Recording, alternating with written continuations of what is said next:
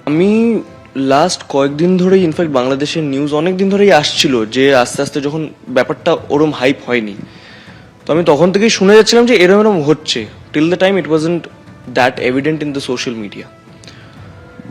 তো যখন আমি দেখলাম যে দে আর ট্রিটিং পিপল লাইক অ্যানিমালস, ওখানে হিন্দুদের মানে বাজেভাবে যেভাবে জ্বালিয়ে মারা হচ্ছে, গাছে লটকে উল্টো লটকে দিচ্ছে, আমি তখনই ডিসাইড করেছি যে যাওয়াটা is not an option. And plus ওখানে লোকের এমনিও আর ওই আগের মতন কালচারাল ভ্যালিউজ নেই। যদি হতো তাহলে এরম ঢুকে ইনস্ট্রুমেন্টস, পেন্টিংস, এত সুন্দর সুন্দর পেন্টিংস, ইনস্ট্রুমেন্টস, এইগুলোকে ড্যামেজ করতো না। অনেকটা বেশি পেইনফুল, কেন কি আমাদের মিউজিশিয়ানসদের জন্যে একটা যদি তারও ছিঁড়ে যায় ওটাও কষ্ট হয় যে এই তারটা ছিঁড়ে গেল। ওই জায়গায় আমরা দেখছি যে ইনস্ট্রুমেন্টস ভেঙে দেওয়া হচ্ছে। আই উইশ যে আমার এই পাওয়ারটা থাকতো যে যারা যারা ভেঙেছে তাদের আমি রিভেঞ্জটা নিতে পারতাম। ওইটা ভিতরে একটা না আমার সত্যি গ্রাজ রয়ে গেছে যে মানে এত বাজে লাগে আমার। কেন কি এগুলো দিয়ে আমরা পুজো করি, সরস্বতী মায়ের যখন পুজো করি আমরা আমাদের নিজের ইনস্ট্রুমেন্টস মায়ের পায়ের কাছে রেখে দিই আমরা, আর ওখানেই আমরা দেখছি যে এরম ভাবে বেদর্দি সে এই ইনস্ট্রুমেন্টসগুলোকে ভাঙা হচ্ছে। এটা একদমই অ্যাকসেপ্টেবল না। আমাদের এই লেগেসিটা যে চলে আসছে বাবার থেকে, আমাদের যে পুরো ঘরানার, যেভাবে ওরা ওরা যে এই কাজটা করেছে, হিন্দুদের এরমভাবে মারা প্লাস ইনস্ট্রুমেন্টসদের এরমভাবে ভাঙচুর করা, এক একজনের মানে ডেথ সেন্টেন্স দেওয়া উচিত যারা যারা ওখানে ছিল, যারা যারা করেছে। কেন কি এই ক্রাইমটা ওরা যারা এক্সিকিউট করছে, this is not at all acceptable. And Bangladesh থেকে আমি এটা বলবো না যে অ্যাকসেপ্টেবল না, বাংলাদেশের মতন দেশ থেকে we can expect this things from them. কেন কি ওখানে যা দেখা যাচ্ছে they are not bothered about anything.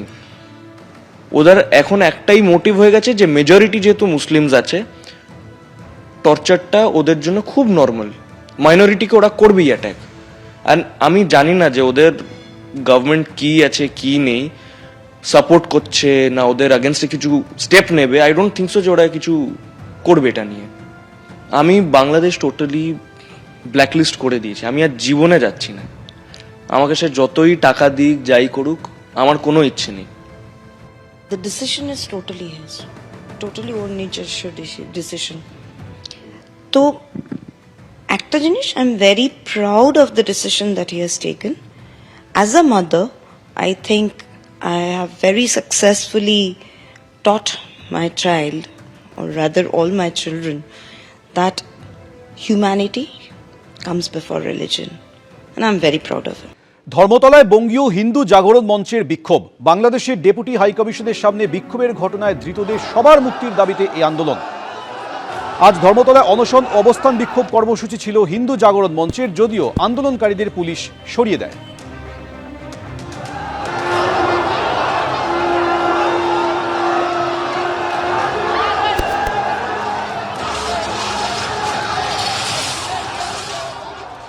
বড়দিনে বড় মজা, বিশ্ব থেকে দেশ, শহর থেকে জেলা, ক্রিসমাসে জমজমাট আনন্দ, আলোয় আলোয় মুখরিত রাজপথ। সর্বশেষ ছবিটা দেখাবো, সরাসরি পার্ক স্ট্রিটের ছবি দেখছেন। আমাদের প্রতিনিধি রয়েছে সুকান্ত মুখোপাধ্যায় পার্ক স্ট্রিট থেকে। সুকান্ত, পার্ক স্ট্রিট বড়দিনের সন্ধে মানেই একটা জমজমাট ছবি, আলোর খেলা, মায়াবী আলোর খেলায় মজে রয়েছেন শহরবাসী।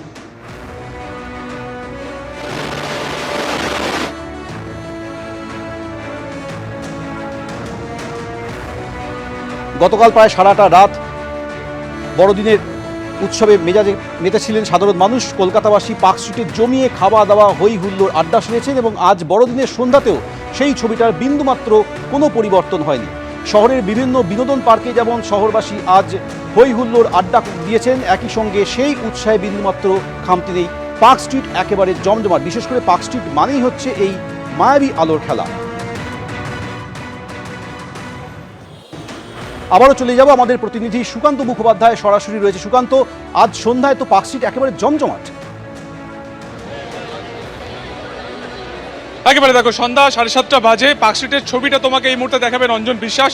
যেদিকে তাকানো যায় সেখানে কিন্তু মানুষের একেবারে ভিড় সেখানে রয়েছে। বিকেল 5টার কিছু পরেই পার্ক স্ট্রিটের যে এই যে মেন যে রাস্তা যা মল্লিক বাজারকে কানেক্ট করে, সেই রাস্তা সম্পূর্ণ পুরো বন্ধ করে দেওয়া হয়েছে। শুধুমাত্র মাঝখানে একটা রো রাখা হয়েছে যেখান থেকে পুলিশের যারা হাই অফিসিয়ালসরা রয়েছেন তারা সেখান থেকে যাতায়াত করছেন।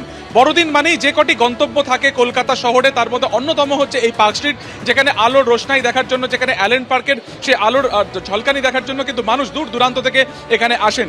এবং এই বছর যেটা দেখা যাচ্ছে এক্সেপশনালি বা ব্যতিক্রমভাবে যে বিকেল 5টার কিছু পরে কিন্তু এই যে গোটা রাস্তা তা বন্ধ করে দিতে বাধ্য হয়েছে পুলিশ প্রশাসন, এই কারণে যে ভিড় কিন্তু উত্তরোত্তর বাড়তে শুরু করেছে। 1,500 পুলিশ ফোর্স শুধুমাত্র পার্ক স্ট্রিটের এই যে রাস্তা যা একেবারে পার্ক স্ট্রিট মোড় থেকে মল্লিক বাজার পর্যন্ত যাচ্ছে, প্রত্যেকটা জায়গায় তাদেরকে মোতায়েন করে রাখা হয়েছে। একেবারে অ্যাডিশনাল কমিশনার পদমর্যাদার অফিসাররা, ডেপুটি কমিশনার পদমর্যাদার যারা অফিসাররা রয়েছেন তারা পার্ক স্ট্রিটে যে কন্ট্রোল রুম করা হয়েছে সেখান থেকে এই ভিড়ের উপর তারা নজরদারি করছেন এবং একাধিক ওয়াচ টাওয়ারের মাধ্যমেও এই ভিড়ের উপর কিন্তু এই নজরদারি রাখা হচ্ছে। এছাড়া উইনার্স টিম রয়েছে, সব মিলিয়ে যারা পার্ক স্ট্রিটে এসেছেন তারা যাতে সুশৃঙ্খলভাবে এখানে প্রত্যেকটা জীবন দর্শনে তারা দেখতে পান সেইটা যেমন তারা দেখছেন, তার পাশাপাশি কিন্তু প্রশাসনিক নজরদারিও রাখা হয়েছে। আমরা একটু কথা বলার চেষ্টা করবো, একটু কথা বলে নেবো আপনার সাথে। কোথা থেকে আসছেন আপনি? আসাম, গুয়াহাটি। আসাম থেকে এখানে পার্ক স্ট্রিটের এই দেখার জন্য হ্যাঁ হ্যাঁ হ্যাঁ, কেমন লাগছে? খুব ভালো, খুব ভালো। আমি অ্যাকচুয়ালি আসামিস, বাংলা না, ভালো করে বলতে পারবো না আমি। কেমন দেখছেন এখানে? অনেকক্ষণ তো ঘুরলেন আপনি। খুব খুব ভালো লাগছে, খুব ভালো লাগছে। মূলত আসাম থেকে এখানে এসেছেন, তুমি দেখতে পাচ্ছ যে যখন আমরা কথা বলছিলাম তার মাঝখানেও কিন্তু মানুষজন চলে আসছেন। আমরা দেখতে পাচ্ছি যে প্রচুর মানুষের ঢল এখানে কিন্তু ইতিমধ্যে নেমেছে। তারা এখানে আসছেন পরিবারের সাথে, সঙ্গী সাথীর সাথে, এবং তারপরে তারা কিন্তু এখানে সময় কাটাচ্ছেন। এই একই ছবি কিন্তু একেবারে অ্যালেন পার্ক থেকে শুরু করে প্রত্যেকটা জায়গাতে আলোর যে রসনাই এখানে পার্ক স্ট্রিটে রয়েছে সেটা একবার দেখানোর চেষ্টা করবো। অঞ্জন বিশ্বাসকে বলবো একবার আলোটা দেখাতে।